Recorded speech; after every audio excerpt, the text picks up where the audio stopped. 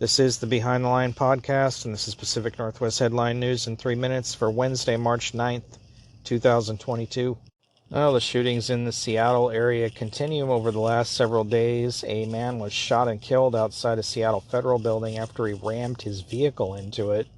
This man was known to Bellevue PD, and they had issued an extreme protection order against the man, rather an extreme risk protection order. However, they were unable to locate the man to serve him the order and confiscate his firearms. Several days later, he wound up in Seattle and had fired off several shots from a rifle and then rammed his vehicle into a federal building. Seattle police showed up, contacted him. He rushed at officers with the weapon and they were forced to shoot and kill him.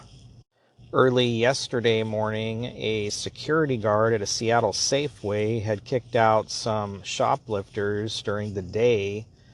Later in the evening, the shoplifters returned, beat the man with a stick, and then shot him in the legs. This is the state of our city. Our city leaders refuse to deal with the increasing violence and theft problem.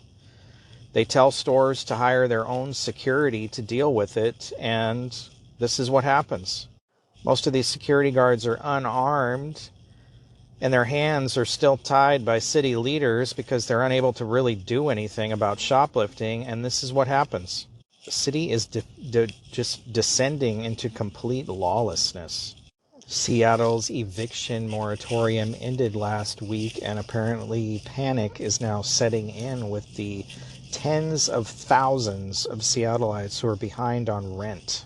The Housing Justice Project, which helps tenants facing eviction, is receiving 150 to 200 calls a day, up from 40 to 50 just 6 months ago.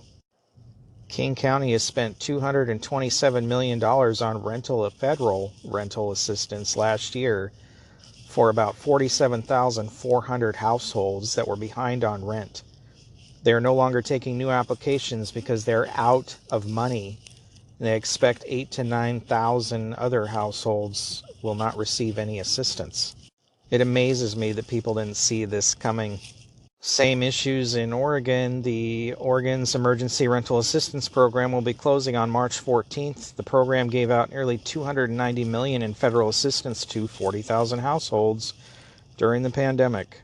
In December, the Oregon legislature allocated $100 million as federal money ran out. Folks, get a job, pay your bills. Don't rely on the government to take care of you. These people are about to learn the lesson the hard way. The only person looking out for you is you. California Governor Governor Newsome is proposing a tax rebate to address high gas prices.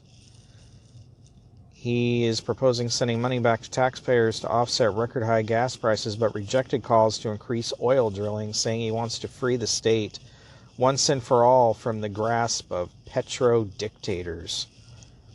California is is the most oil-rich state in the U.S., but he claims that drilling for more oil will just cause more climate change issues. Only leads to even more extreme weather, more extreme drought, and more wildfire.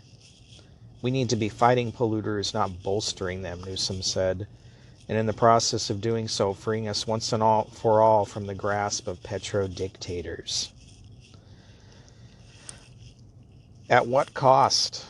They are using this whole crisis to bring down the economy the rest of the way that COVID couldn't do. And they're going to force us all on this Green New Deal garbage that they've been pushing on us for the last several years. You are watching the end of America as we know it. This has been Pacific Northwest Headline News in 3 minutes. For more, visit BehindTheLinePodcast.com. Thanks for listening.